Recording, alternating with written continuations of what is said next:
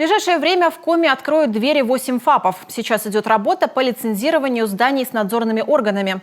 Завтра их представители отправятся в село Нёбдино Карткировского района. Там строительство ФАПа завершилось в конце 2021 года. Напомним, в прошлом году в республике должны были построить 19 фельдшерско-акушерских пунктов. Работали 3 подрядчика, не все справились с задачей. Служба единого заказчика в феврале направила одному из них односторонний отказ от контракта по строительству объекта в Колве. Подрядчик не принял площадку. Эта компания занимается строительством 6 ФАПов. Там был тонкий момент, за период строительства поменялись санпины некоторые.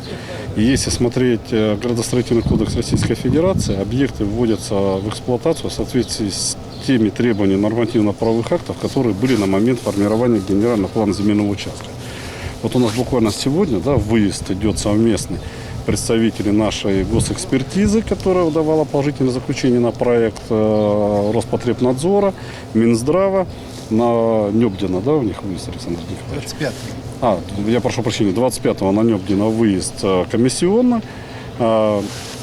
И там будет приниматься окончательное решение. Мы убеждаем сейчас Роспотребнадзор о том, что надо действовать в нормах тех, которые существуют сейчас. По словам руководителя Минстроя, вопросы по проблемным ФАПам решит суд, а в течение 1,5-2 месяцев 8 ФАПов откроют двери для посетителей.